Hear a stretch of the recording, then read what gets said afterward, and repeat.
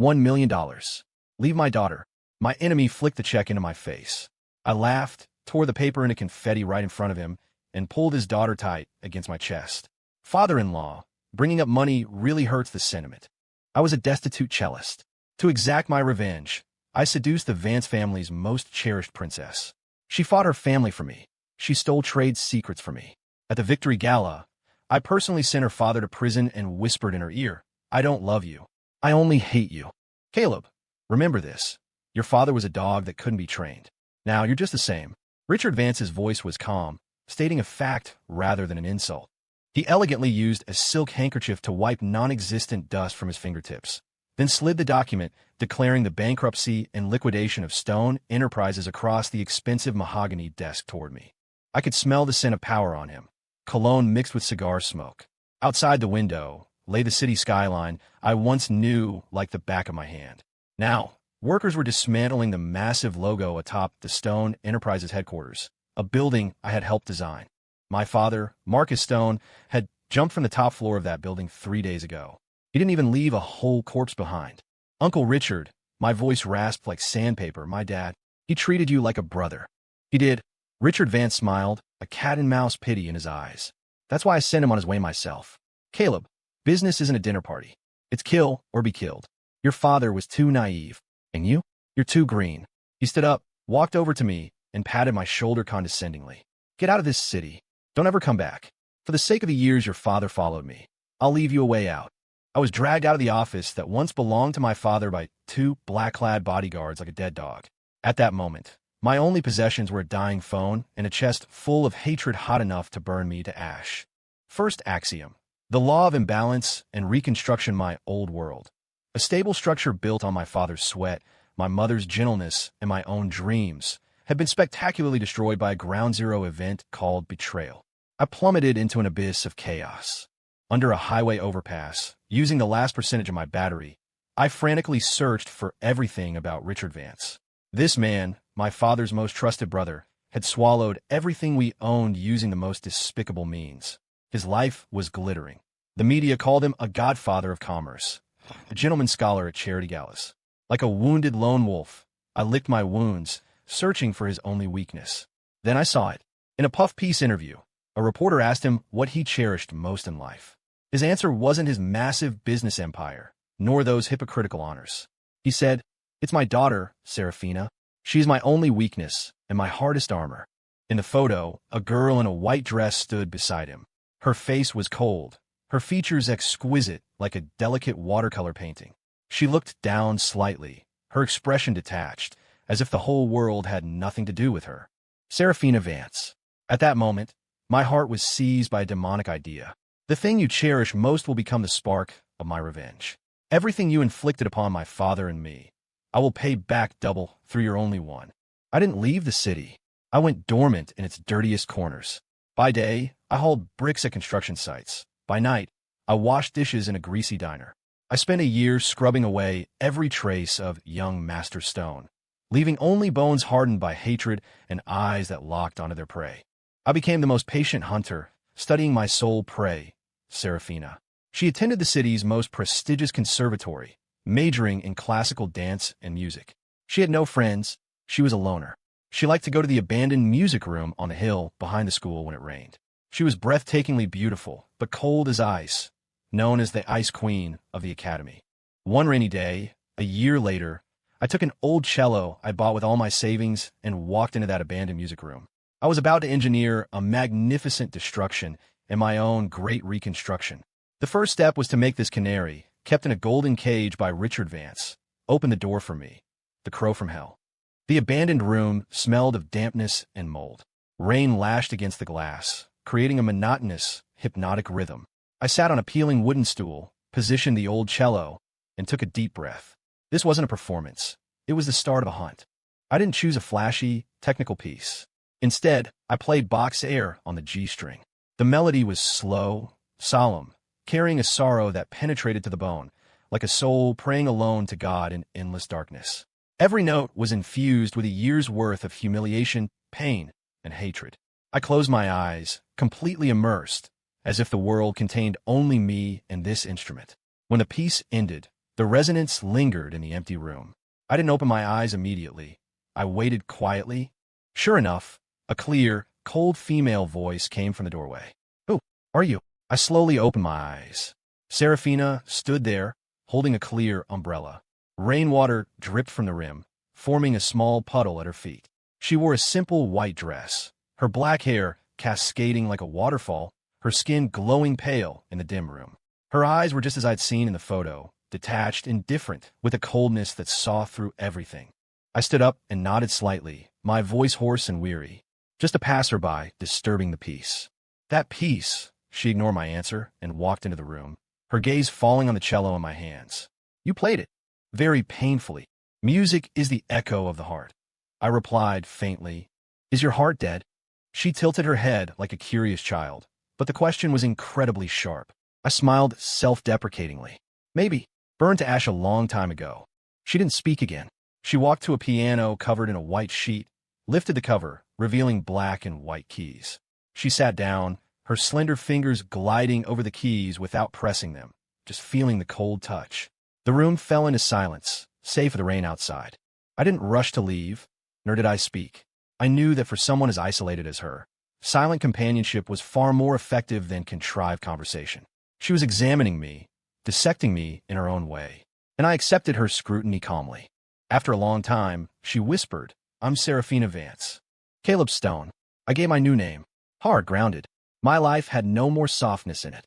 "Do you come here often?" she asked. First time, I looked at her. "Might come more often in the future." "Why?" "Because it's quiet enough to bury things." My words seemed to touch her. She looked at me, and for the first time, there was a ripple in those icy eyes. She stood up, picked up her umbrella, walked to the door, and looked back at me. "It will rain again tomorrow." With that, she turned and vanished into the curtain of rain. I watched her retreating back and slowly exhaled a breath of turbid air. The fish had taken a bait. I knew that from today on, the name Caleb Stone, this cello, and this abandoned room would become the only variable in her frozen world.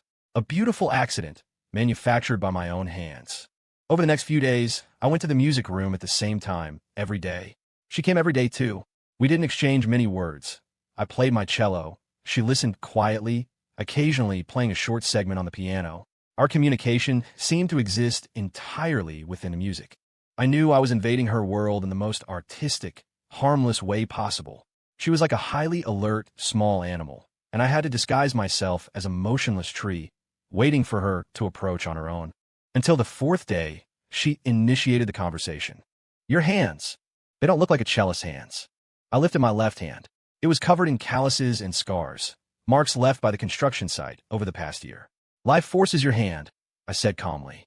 "Playing cello is the dream. Hauling bricks is reality." She walked up to me, reached out her flawless, art piece hands, and gently touched the scar on the back of my hand. Her fingertips were cold. "Does it hurt?" "I went numb a long time ago." She withdrew her hand, her eyes holding an emotion I couldn't quite read. "My dad, he likes the cello too," she said suddenly. My heart stirred. I knew the critical moment had arrived. "Is that so? He must be someone who really understands life," I said in the blandest tone possible. "No," she shook her head, the corner of her mouth hooking into a sarcastic arc. "He only likes cellos that hang on the wall as decorations. He likes everything that looks elegant, but he doesn't understand, nor does he care to understand." For a moment, I almost thought she knew about the blood feud between me and her father. But her eyes told me she was just stating a fact that made her lonely. I seized the opportunity. "Maybe he's just too busy. Busy making money, busy being a success in everyone else's eyes," she whispered, as if talking to herself. "Busy enough to forget how to love a person." I looked at her. The Serafina before me was no longer the unreachable ice queen, but a pitiful girl wrapped in gold and loneliness. For the first time, I felt a complex emotion toward her other than revenge tool. It was pity. The turning point happened a week later. That day, I was playing in a music room, as usual, when a girl from the construction site brought me the lunch I'd forgotten. Her name was Mia. She was cheerful and had always had a bit of a crush on me. She handed me the lunchbox, grinning. "Caleb, I knew you'd forget again. Eat it while it's hot." I was about to thank her when, out of the corner of my eye, I saw a flash of white at the door. It was Serafina. She saw us, then walked away without a word. My heart skipped a beat. I knew the show was about to start. I deliberately smiled at Mia and said, "Thanks, Mia. You're really thoughtful. Mia blushed, chatted a bit more, and skipped away. I opened the lunchbox. The food was still steaming, but I had no appetite. I knew my smile just now. That compliment was like a depth charge dropped with precision, churning up massive waves in the seemingly calm lake of Serafina's heart. Sure enough, the next day, when I went to the music room, Serafina was already there. She wasn't sitting at the piano. She was standing where I usually sat, holding a piece of sheet music. "What's this?" I asked. "The Devil's Trill." She handed me the music, her voice colder than usual. "Play it for me." I took the sheet music, a chill running down my spine. Tartini's Devil's Trill Sonata was a pinnacle of violin repertoire, famous for its extreme difficulty and bizarre, violent melody. Legend had it the composer sold his soul to the devil in a dream to write it. Performing it on a cello doubled the difficulty. She was testing me, and also venting the storm inside her. "I'll try." I didn't refuse. I set the cello, raised the bow, and took a deep breath. The passionate and eerie melody instantly flowed from my fingertips, full of unease, struggle, and rage. I used almost all my strength to tame this piece that roared like a demon. Sweat slid down my forehead, dripping onto the cello's body. Serafina stood opposite me, watching motionless. Her gaze was focused and burning, as if admiring a sacrifice offered solely to her. When the piece ended, I was nearly physically collapsed. "How was it?" I asked, panting. "Good." She walked up to me, reached out, and used her fingertip to gently wipe a bead of sweat from my cheek. Her movement was light, yet carried a dominance that allowed no refusal. "But I don't like it." "Why?" "I don't like her." She looked into my eyes, speaking each word clearly. "The girl who brought you lunch." It was happening. My heart raced, but on the surface, I feigned confusion. "Mia? She's just a co-worker." "Co-worker?" Serafina's lips curled into a cold smile. The way she looked at you didn't look like she was looking at a normal co-worker. Caleb," she interrupted me, her voice carrying an unquestionable command. "From now on, I will bring your lunch." I froze. Also, she took a step forward, closer to me, close enough that I could smell the scent on her, cool like grass after rain. "I don't want any other woman coming near this music room." In that moment, I clearly saw a flash of insane possessiveness in her eyes. That wasn't love. It was a desire to completely devour me, to merge me into her bones and blood. The role I was playing was that of an ordinary man attracted by her unique temperament, but also slightly unsettled by her intensity. I frowned, showing just the right amount of hesitation and offended distance, and said softly, "Sarah, you're being a little controlling." That sentence was the hook in the test. I was gambling that a girl like her, satisfied materially since childhood, but emotionally isolated, had a pathological fascination with resistance. The more you pushed away, the more she wanted to grab hold. Predictably, the arc of her smile deepened. It wasn't a smile of joy, but the pleasure of control. "Am I?" She took another step, staring at me unblinkingly with those cold eyes. "I could be even more controlling." "Caleb, I'm just taking back what belongs to me." "When did I become yours?" My tone carried a chill. "From the moment your music sounded from my ears alone, you were—" Her words were understated, but carried an undeniable declaration. I fell silent. I had to show struggle, the normal reaction of a regular guy facing this kind of extreme possessiveness, shock, confusion, and a wavering attraction to her unique charisma. "You're unreasonable." I finally spat out those words, turned around, and started packing my cello, my movements agitated. This was my resistance. She didn't stop me. She just watched quietly. When I shouldered the case and prepared to leave, she spoke again, her voice holding a barely perceptible fragility. "Because no one has ever performed for me like you do. I hate sharing it with anything, even a little bit." "See," she started explaining. This was a signal. She was afraid I would actually leave. I stopped walking, didn't turn back, just gave her my back. "I'll come tomorrow." I dropped the sentence and walked out of the music room without looking at her again. I knew I had won the first round of this psychological game. The next day, it was raining again. When I walked into the music room, Serafina was already sitting at the piano. Beside her sat an exquisite, expensive thermal lunchbox. Seeing me enter, she stood up and opened the box. Inside were dishes arranged like works of art, meat and vegetables perfectly balanced. "I made it," she said, her tone flat but hiding a trace of expectation. I looked at the food and sneered internally. These hands were for playing million-dollar pianos and wearing top-tier jewelry. How could they cook?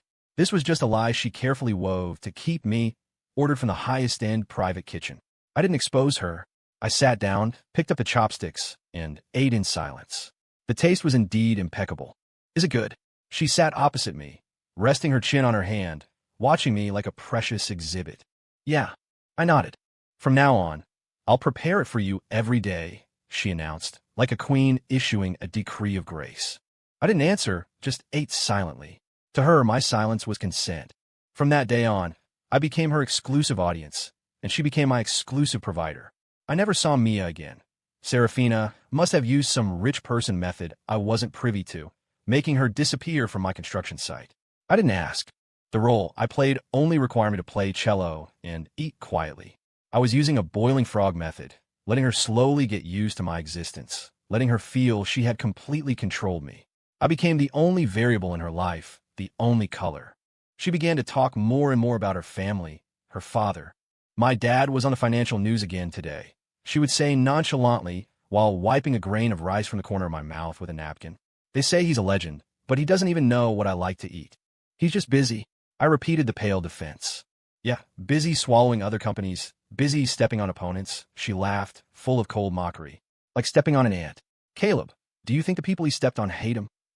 My hand gripped the chopsticks violently, knuckles turning white. I looked up, met her gaze, and used all my strength to keep my voice steady. Of course they do. They probably hate him enough to want to eat his flesh and sleep on his skin. Hearing this, she smiled satisfied, as if my answer pleased her. She reached out, gently stroking my cheek, her eyes misty. Caleb, you're so good, she whispered. You're different from all of them. You only belong to me, right? Looking at the deepening, morbid obsession in her eyes, I knew the time was near. My revenge needed a key. A unique key capable of opening Richard Vance's fortified fortress. And this key was hidden inside this golden cage. I just needed her to willingly steal it from me. Our relationship heated up in a strange calm. The music room became our Eden, a world of two isolated from all outside noise. Here, I was her only artist, and she was the only soulmate who understood me. She started taking me out of the music room into her world. It was a mansion located in the city's top residential district, big as a palace, but cold as a tomb. Outside the massive floor-to-ceiling windows lay a manicured garden. Inside were priceless art pieces and furniture. But there wasn't a trace of human warmth. You live here alone? I stood in the center of the vast living room, asking deliberately.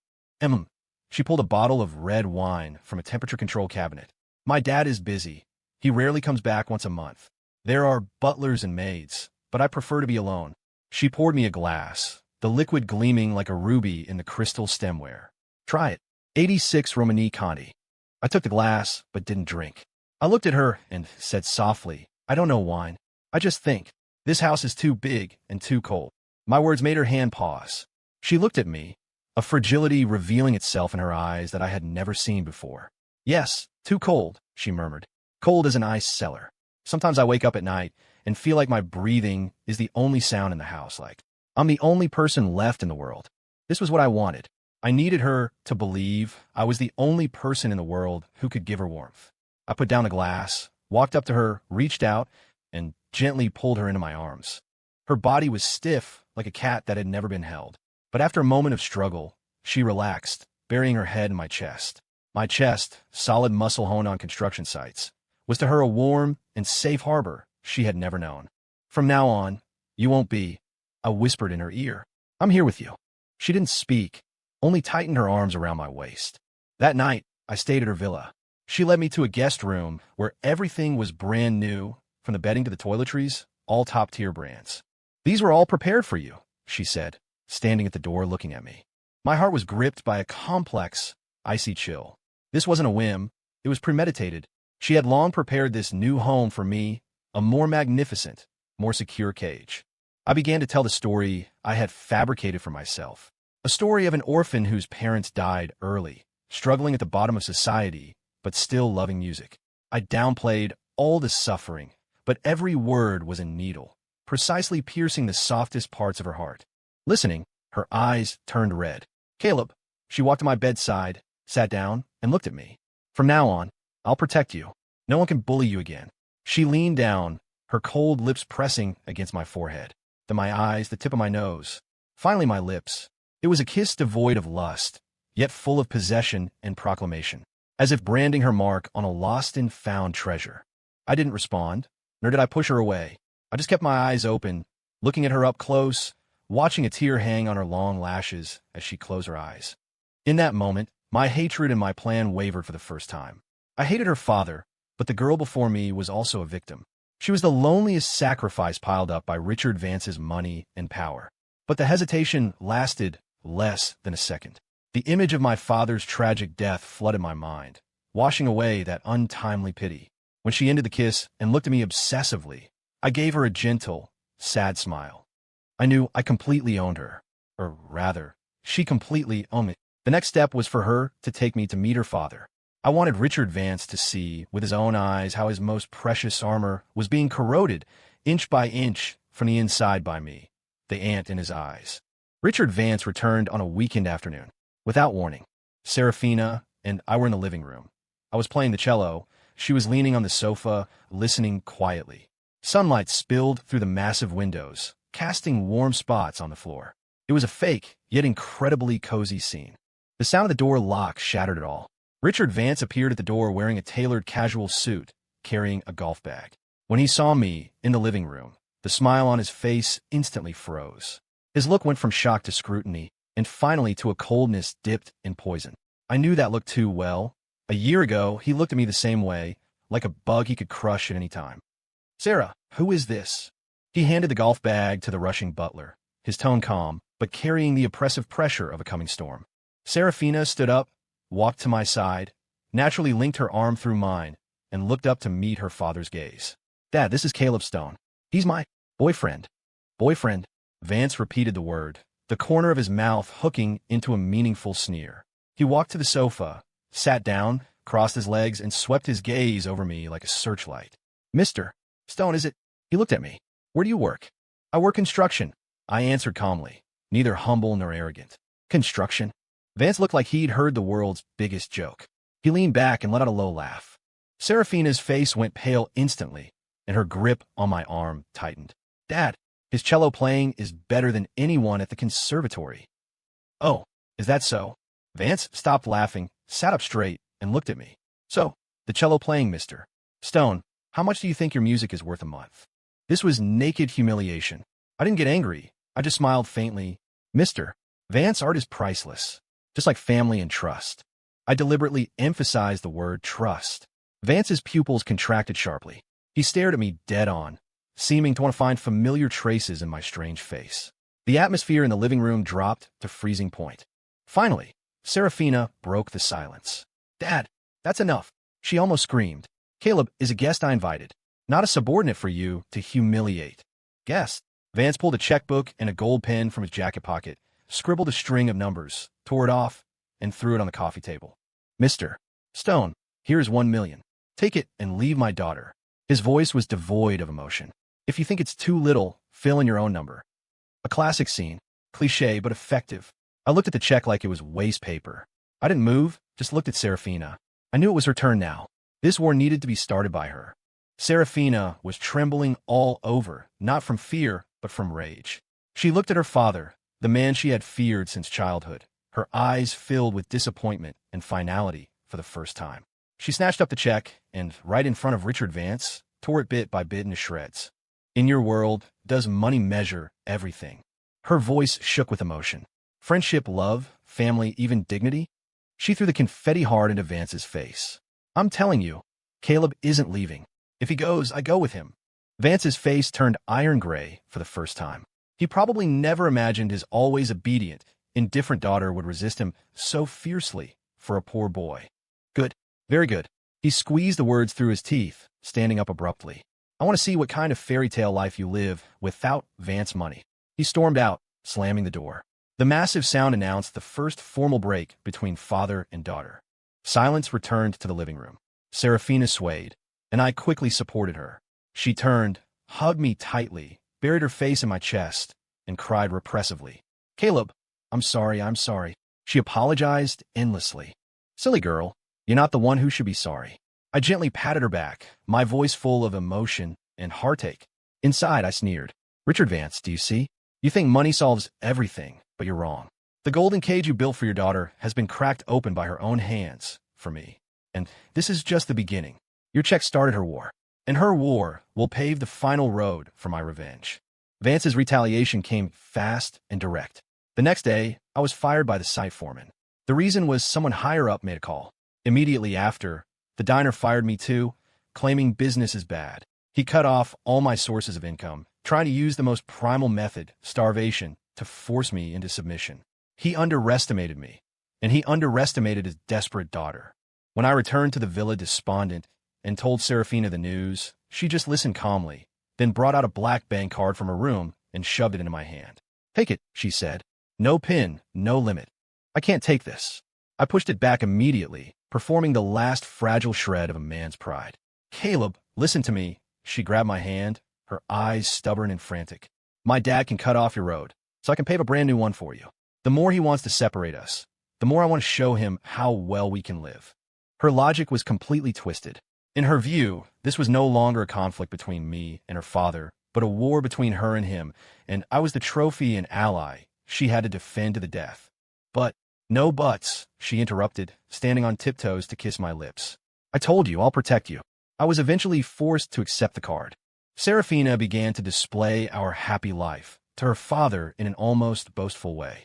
She rented a high-end apartment in the city center for me, with 180-degree floor-to-ceiling windows overlooking the entire city nightscape. She bought me the world's most expensive cello, the wood hundreds of years old, tone flawless. She filled my closet with designer clothes, each piece worth a fortune. I transformed from a poor construction boy into a canary kept by her. The price was my freedom. She bought me a new phone, claiming it was convenient for contact. But I soon discovered the phone came pre-installed with tracking software. She knew exactly where I was at all times. She didn't like me going out unless she was with me.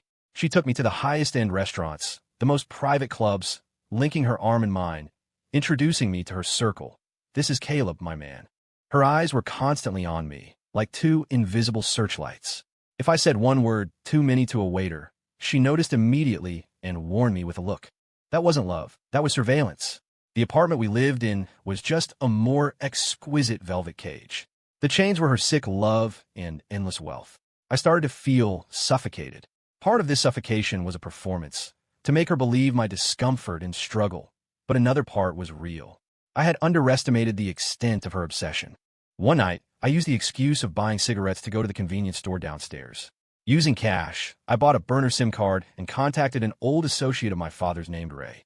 Ray was the person my father trusted most. After Stone Enterprises was swallowed, Vance kicked him to the curb too.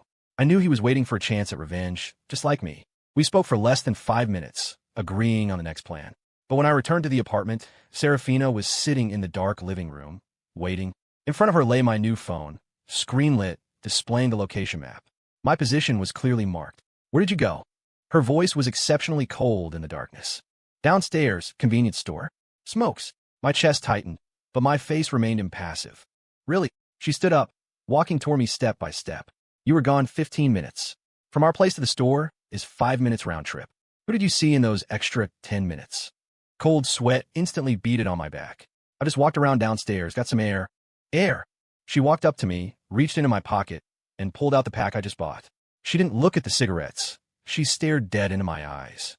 "Caleb, are you hiding something from me?" "No." I denied it flatly. She laughed suddenly, a smile eerie and tragic. "You know, I hate it most when people lie to me." She turned to the window and pulled open the curtains. Outside was the glittering city night. On the massive LED screen of the building directly opposite us, surveillance footage was looping. In the video, I stood in the corner of the store, making a call while looking around warily. The image was crystal clear. She had actually used Vance connections to pull commercial security footage and rented the ad screen across the street just to show me. "Now, do you still want to say you were getting air?" She turned back, looking at me not with anger, but with a terrifying calmness. "Who exactly did you see?" Looking at her, for the first time, I felt that maybe I wasn't the hunter. I was the prey walking step by step into a trap. In that instant, my brain spun at high speed. I couldn't admit it. Admitting it meant failure. I had to give an explanation she would believe, one that would further stimulate her to be useful to me. I shifted my gaze from the giant screen to her pale, stubborn face. Instead of panic, I put on an expression of utter pain and humiliation. "Yes," I started, voice hoarse. "I saw someone." Her body went rigid. It was the foreman from the old construction site. I continued weaving the lie, every word full of forced helplessness. He found me, said he knew I was with you, wanted to get some money out of me. He blackmailed you? Serafina's brow furrowed instantly, eyes turning sharp. He said if I didn't pay, he'd leak our affair to the tabloids. I lower my head, fists clenched, body trembling slightly with rage. He said he knows the Vance family cares most about reputation and knows your father. Looks down on me. It was the perfect lie. The suspicion in Serafina's eyes was slowly replaced by anger and heartache. She walked to me, cupped my face, and used her thumb to wipe away a trace of moisture I had squeezed from the corner of my eye. Why didn't you tell me? I didn't want you to think I was useless. I looked at her, eyes full of struggle. I wanted to solve it myself. How? By giving him money. You're too naive, Caleb, she interrupted, voice returning to that cold rationality. People like that are sharks smelling blood. You can never feed them enough. She turned, picked up her own phone, and dialed a number. It's me, her voice devoid of emotion. Handle someone for me. Yes, a foreman named Caleb. What's his name? She looked back at me. I made up a name. Mike Large. Mike Large, she continued into the phone. I don't want to see this person in New York again. How you do it? I don't care. Hanging up, she deleted the call log, then looked at me as if she had just handled a trivial matter. There, no one will bother you again. I looked at her, a bone-chilling cold rising in my heart. Her way of dealing with people was exactly the same as her father, Richard Vance. But I knew my chance had come. I feigned fear and gratitude, hugging her tightly. Sarah, thank you. Between us, no need for thanks. She patted my back. After a moment, I spoke hesitantly. Sarah, I don't want to go on like this. What do you mean? I don't want to be a man protected behind you anymore. I looked into her eyes, my gaze incredibly sincere. Your father was right. I don't deserve you right now, but I want to rely on my own efforts to stand beside you proudly. She listened quietly. I want to do something, I said, even if it's starting small. I want your father to see I'm not useless trash who only plays cello. These words precisely hit what she desired most. She wanted me to gain her father's approval. She was silent for a long time, seemingly considering the feasibility. What do you want to do? I know nothing about business, I smiled self-mockingly. The only thing I'm familiar with is probably my father's old company, even though it belongs to the Vance Sass now. I casually mentioned the key point. Stone Enterprises. It's called Vance Tech now, she murmured. That's my dad's masterpiece. I know, I nodded. I'm just a little unreconciled. If there was a chance to go in and learn, even starting from the bottom, I'd be satisfied. Serafina's eyes lit up. She seemed to see a possibility that thrilled her, letting me into her father's company, letting me prove myself right under her father's nose. This satisfied her desire to control and transform everything far more than simply giving me money. Okay, she agreed quickly. I'll talk to Dad. Will he agree? He will. Serafina's face revealed a confident, even cruel smile. Right now, the last thing he wants is for me to leave him. To keep me, he'll agree to anything. 3 days later, I got a Vance Tech employee ID. Position, chairman's assistant intern. A role that could legitimately enter Richard Vance's office and access core secrets. Vance saw me in his office. His eyes were full of disgust and contempt, but he said nothing, just threw the badge in front of me. Don't try anything funny, he warned. I'll be watching your every move. Thank you, Mr. Vance. I smiled and took the card. That wasn't employee ID. That was a venomous key Serafina had stolen from me, using her shattered trust with her father, a key to the enemy's core. And I would use this key to open the gates of hell. Entering Vance Tech, my revenge plan officially entered the final phase. By day, I played the cautious, eager to learn intern, enduring the scornful looks of Vance and his executives. I filed documents, fetched coffee, did the most menial tasks. This humiliation was the best camouflage. Richard Vance looked at me like I was a useless eyesore his daughter had forced upon him. He lowered his guard because, deep down, he despised me. But at night, back in that luxury apartment, I would transmit all the documents and meeting minutes I had secretly photographed with microcameras during the day to Ray. Using his past connections and experience at Stone Enterprises, Ray pieced together these fragmented bits of information, slowly sketching out the true map inside Vance Tech. Shady contracts, regulatory violations, and a fatal secret acquisition plan. Vance was plotting a malicious snake-swallows-elephant acquisition. The target was his longtime competitor, another public conglomerate. To raise the funds, he embezzled massive amounts of the company's liquid capital and cooked a perfect set of books to deal with the board and regulators. This was his death blow. Meanwhile, my relationship with Serafina entered a new stage because of my ambition. She became obsessed with the feeling of remaking me. She personally taught me how to read financial reports and explain business cases.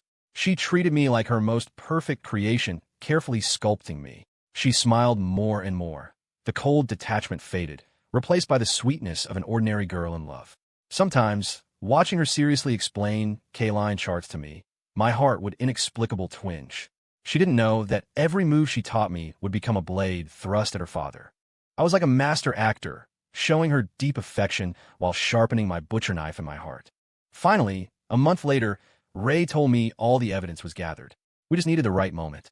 I created the moment. It was the Vance Tech annual victory gala, a night of designer gowns, champagne, and socializing. Richard Vance, the star of the show, accepted everyone's compliments with a beaming face. Serafina attended in full regalia as his daughter, wearing a black evening gown, beautiful as a dark elf. She linked her arm in mine, proudly introducing me to everyone. "This is Caleb, my boyfriend. He's helping Dad at the company now." The looks people gave me were full of complex emotions, jealousy, disdain, and a trace of curiosity. I smiled and handled them all. Halfway through the gala, Richard Vance went on stage to speak. He painted a grand blueprint for the company, his words full of confidence and pride. Just as his speech reached its climax, every screen in the banquet hall suddenly went black. A second later, what appeared on the screens wasn't the Vance corporate reel, but secret contracts stamped with red seals, clear records of fund embezzlement, and the raw data of the fake accounts that had been made seamless. All evidence pointed to the spirited man on stage, Richard Vance. The banquet hall fell into a dead silence instantly. Then came an uproar like a tsunami. Flash bulbs went off like madness as reporters rushed the stage. Vance stood there, face pale as a sheet, looking like his skeleton had been removed. And I stood in the crowd, watching it all coldly. This was my victory. I felt Serafina's body trembling violently beside me. She looked at the evidence on the screens in disbelief, then jerked her head to look at me. Her eyes were filled with shock, confusion, and fear. "Caleb, this isn't real, is it?" Her voice carried a sob. I didn't answer her. I just looked at her, looked at this girl I had used, pushed into the abyss. Then, slowly, I revealed a cold, strange smile I had never shown her before. She understood. In an instant, all the light in her eyes went out. 2 lines of clear tears slid silently down her perfect cheeks. Those were her tears, but they were the bugle call of my revenge, the declaration of my victory.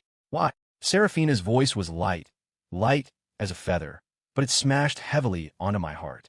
Her face was bloodless. Those eyes that were once cold or obsessive now held only a hollowness after shattering. I didn't answer immediately. I savored the moment. I watched Richard Vance surrounded by reporters and angry shareholders on stage, like a beast cornered, utterly wretched. I watched this man who once stood high above, dictating the fate of my father and me. Now, all his dignity and pride were torn to shreds by my own hands. Slowly, I shifted my gaze from him back to Serafina's face. Because my name isn't Caleb Stone. My voice wasn't loud, but it carried clearly into her ears. She shook all over, staring at me with the eyes of someone looking at a stranger. "My last name is Stone," I said, word by word, clearly. "But my father was Marcus Stone." Marcus Stone. The name exploded in her mind like thunder. Of course she remembered that name. That was her father's most capable partner, and also the friend pushed into the abyss by her father's own hands. The hollowness on her face was gradually replaced by a massive, incomprehensible terror. You are." That's right. I met her gaze, the smile at the corner of my mouth growing colder. "I am Marcus Stone's son, the son of the man your father forced to jump off a building, leaving no corpse intact." I took a step closer to her, and in her ear, using a voice only the two of us could hear, I cruelly unveiled the entire truth. The cello music you liked was played with longing for my father and hatred for you people. The so-called love was a carefully designed scam to get close to you, to revenge myself on your father. The protection you took pride in, the control you thought was unbreakable from start to finish, was just a link in my plan. Serafina Vance, you were just like your father, stupid and arrogant. Every word was a poison knife, stabbing viciously into her heart. Her body began to sway, as if she would collapse at any moment. But she didn't. She used all her strength to support herself. She looked at me, and the last bit of light in those beautiful eyes completely extinguished. "So, everything was fake?" she murmured. No, I shook my head, leaned down, looked straight in her eyes, and dealt the final blow. One thing was real. What? I really do think. You are pathetic.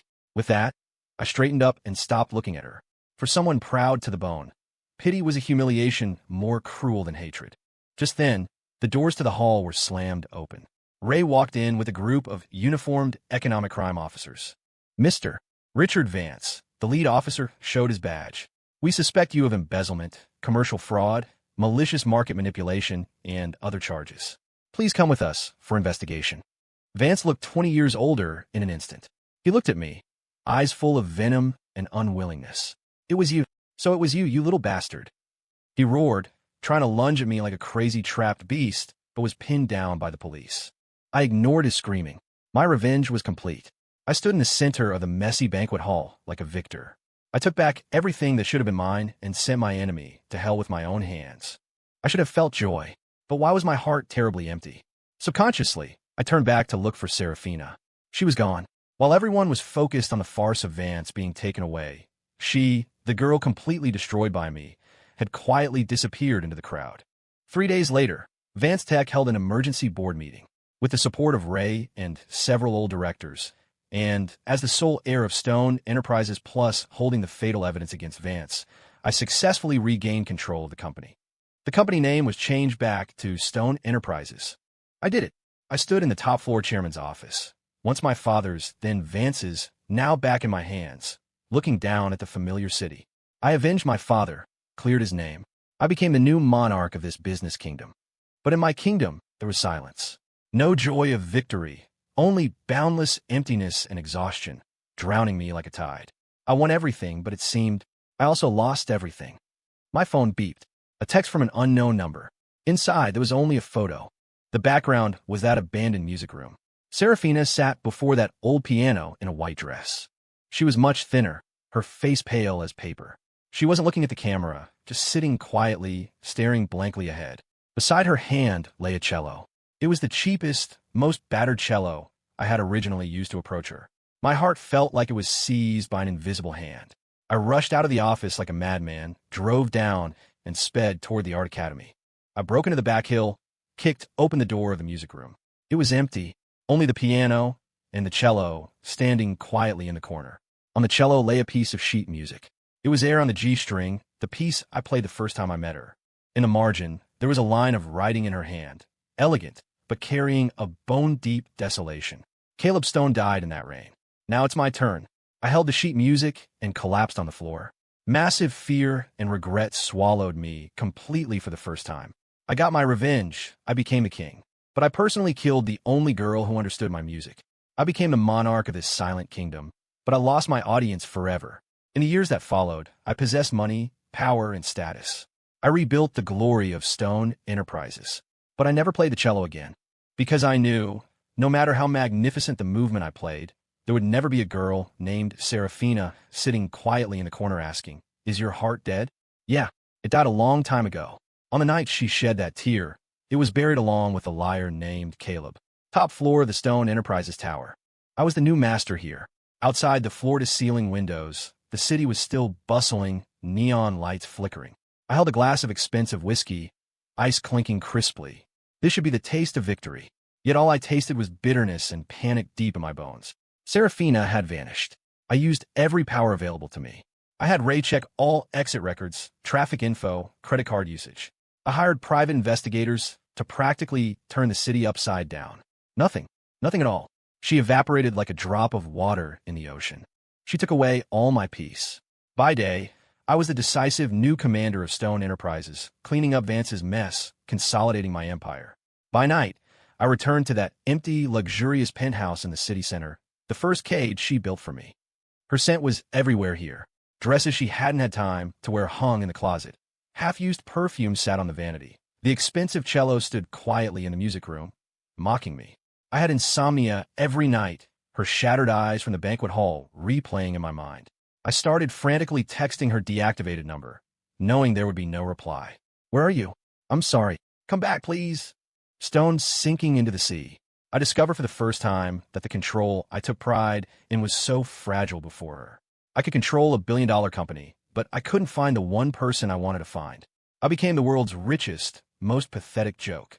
Just as I was about to be driven mad by this despair, I received an anonymous package.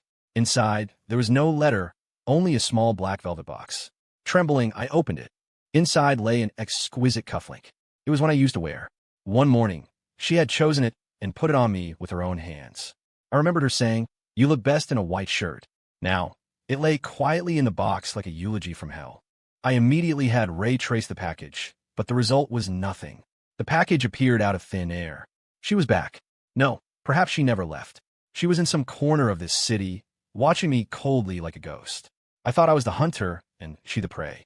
Only now did I realize that when she was reborn from that destruction, our roles had completely reversed. She became the new hunter, and I was her sole prey, with nowhere to run. Starting with the cufflink, Serafina's game officially began. She no longer hid, but announced her existence in a nearly cruel way. One late night, while I was processing documents in the office, my private email received an audio file. No subject, no sender. I clicked play.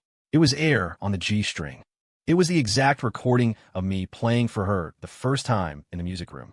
The melody was melodious and sad, every note matching my memory perfectly. Just as I was immersed in it, a very soft sigh of a woman came from the background of the audio. It was her voice. I shot up from my chair, heart pounding. I immediately had the company tech team trace the IP address, but the opponent was clearly a top expert. All traces were wiped clean. She was like a ghost, mocking me for the first time in the digital world. This was just the beginning. The next day, I was chairing an important board meeting. Halfway through, the giant screen in the conference room playing the PPT suddenly flashed and switched to a high-definition video. The background was the bedroom of the penthouse we used to share. In the frame, I was lying in bed, sleeping soundly. And Serafina, wearing a silk nightgown, sat by the bed, looking at my sleeping face obsessively, like admiring a work of art. She reached out, her fingertips gently tracing my eyebrows, nose bridge, lips. That look was gentle, yet full of a chilling possessiveness. The conference room went into an uproar. Blood drained from my face. I slammed my fist on the table, roaring at the stunned technician. "Turn it off! Turn it off!" The feed was cut, but the directors looked at me with incredibly strange expressions. I wretchedly announced a recess, rushed back to my office, and locked the door. I leaned against it, body shaking uncontrollably. When was that filmed? I had no idea. How many secrets did she hide around me? She was like a massive, invisible web that had long wrapped me tight. My self-righteous control was nothing but a child's tantrum in her eyes. She didn't just want revenge. She wanted to destroy me completely. She wanted me to taste what she had tasted, the bone-deep humiliation and despair of being deceived and betrayed by the closest person and finally played in the palm of their hand. My life turned into a living hell. I dared not sleep, feeling eyes staring at me in the dark. I dared not trust anyone, not knowing who might be her pawn. I became paranoid, irritable. Employees walked around me. Ray advised me to see a shrink more than once. How could I? I was afraid the doctor was arranged by her too. I was forced onto an isolated island by her, slowly sinking in endless suspicion and fear. I knew she was waiting for me to break completely, waiting for me to kneel before her, wagging my tail for pity. I decided not to wait passively anymore. Rather than be driven crazy step by step, better to attack. I announced a high-profile project through the media. Stone Enterprises would fund the restoration of the abandoned art district in the south of the city, converting the core building into a non-profit classical concert hall. That art district was where the abandoned music room was. I was gambling that the place meant as much to her as it did to me. That was where our story began and where it should end. 3 days after the news release, I received her invitation. Still an anonymous email. Tonight, 10 p.m. Stone Tower, rooftop. No extra words. I dismissed all staff working overtime and security and, alone, at 9:50 p.m., took the elevator to the top of the city. The night wind at 10 o'clock was cold. The rooftop was empty, only the city lights below converging into a brilliant galaxy. My father had jumped from here, ending his life. Her choice of location was vicious. "You came." A cold voice sounded behind me. I spun around. Serafina stood at the door to the roof, wearing a long black trench coat, the wind whipping her hem and long hair. She was even thinner, her chin pointier in a heartbreaking way, but those eyes were shockingly bright. It was a light burning with madness, hatred, and a twisted love. What exactly do you want? My voice was hoarse with agitation. What do I want? She laughed, walking toward me step by step, her heels clicking on the ground like a countdown to death. I should be asking you that. Mr. Stone. Oh no, I should call you young Master Stone. She stopped in front of me, looking up. You destroyed everything of mine. My home, my father, my love, my entire world. And then you asked me what I want. Your father got what he deserved. I roared. Yes, he did. She nodded, terrifyingly calm. He's a bastard, a hypocrite. He belongs in hell. But her tone shifted, eyes becoming incredibly sharp. What about you? How are you any different from him? I froze. You used the most despicable means, manipulated a woman's feelings to achieve your revenge. You treated me like a tool, a key, threw me away when you were done. Caleb, she used my name for the first time. Tell me, what is the difference between you and him? I had no words, because she was right. In the process of revenge to kill the dragon, I had become the dragon myself. I opened my mouth, finding any defense pale. I could only say the most useless words. I'm sorry. Sorry? She looked like she heard the funniest joke, laughing until she bent over, laughing until tears came. She stopped, wiped the tear from her eye, and looked at me. I don't accept your apology. From her trench coat pocket, she pulled out a voice recorder. Want to know where I've been? She pressed play. A voice, old and weak, drifted out. It was Richard Vance. Sarah, Dad is sorry. Sorry to Marcus, too. The evidence is real. I have a secret account in Switzerland. It has my last nest egg. Password is your birthday. Take the money, go far away, don't come back. I went to prison. Serafina turned off the recording and looked at me. I saw him. He told me everything, including how he set the trap for your father step by step. He also told me. Her voice suddenly became very soft, eerie. He still held on to something. Evidence, proving your father, Marcus, was also involved in another dirty acquisition back then. Not a capital crime, but enough to turn the name Marcus Stone from a perfect victim into a complicit failure. My blood froze instantly. What do you mean?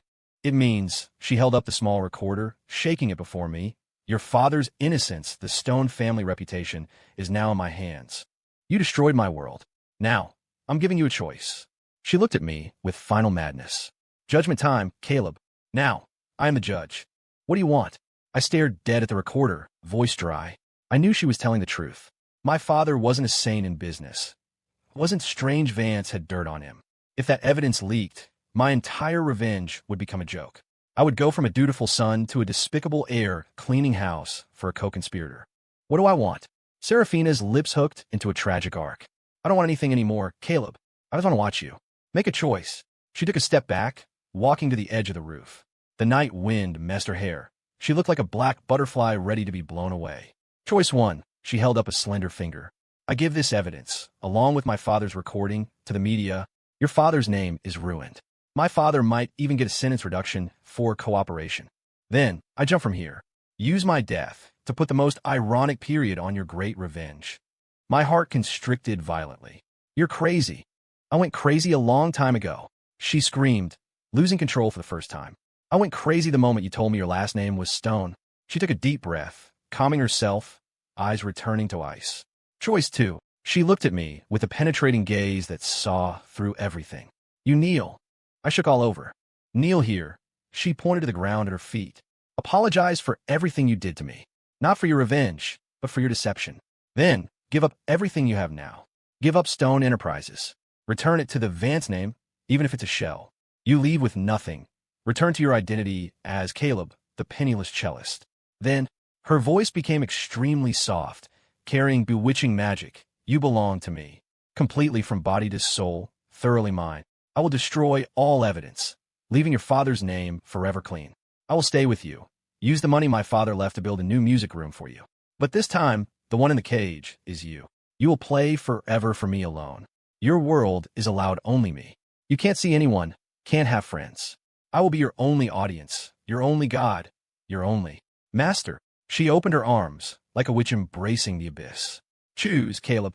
Use my life and your father's reputation to buy your freedom and victory. Or use your freedom and everything to buy your father's innocence. And me. Dead silence on the rooftop. I looked at her, this monster I had handcrafted. I knew this was a choice with no winner. Choose one. I win the world but lose the last piece of my soul, living forever in the shadow of her death and my father's ruined name.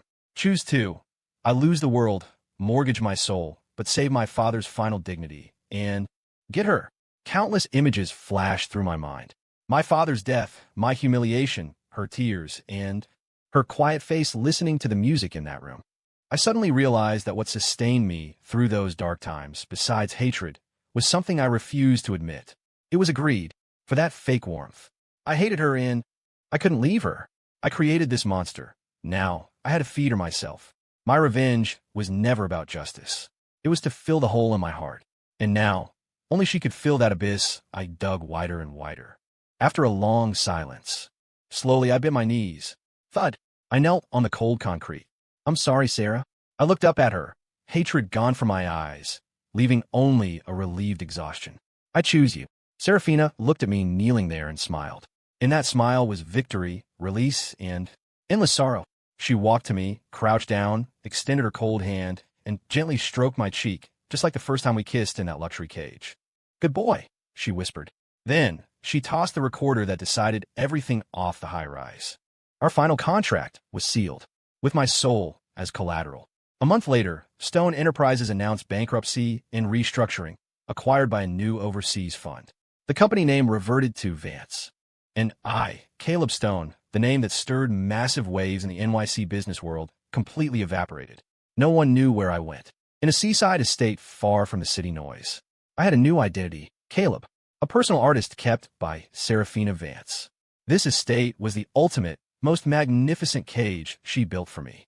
It had the best recording studio, every top-model cello in the world, endless sheet music. It also had the tightest security system and the most loyal servants. I couldn't take a step outside. My world was only her. Every day, in the glass conservatory facing the sea, I played for her. She would wear white dresses, bare feet, sitting quietly opposite me, listening all afternoon. Her eyes were no longer cold like the past, nor crazy like later. It was a dead silence of gentleness, as if everything in the world had perished, leaving only me and her, and my music. We spoke little. All communication was in the music. I played joyous movements, and the corner of her mouth would lift slightly. I played sad melodies, and tears would slide from her eyes. She was no longer the high and mighty queen, and I wasn't the prisoner begging for pity. We were more like two birds with broken wings in the same storm, leaning on each other, licking the wounds we inflicted on one another. One dusk, I finished the last piece. The sunset dyed the entire conservatory a warm gold. She walked to me, hugged me gently from behind, pressing her face against my back. Caleb, she whispered, play for me again. That one, okay. I didn't ask which one. I knew. I reset the cello, closed my eyes, and laid the bow on the strings. The slow, solemn melody, carrying bone-deep sorrow, sounded once again. Box air on the G string. It was the overture to our story and the final chapter of our fate. The music echoed in the empty conservatory, weaving with the sound of distant waves. I heard her whisper behind my back. You were right. Music is the echo of the heart. Look now, our hearts have finally become the same. They're both dead. I didn't stop. I just played, letting that sorrowful melody imprison us both forever in this beautiful golden cage. For revenge, I seduced my enemy's daughter. In the end, the revenge was complete, and I, willingly, became her eternal prisoner. Story complete.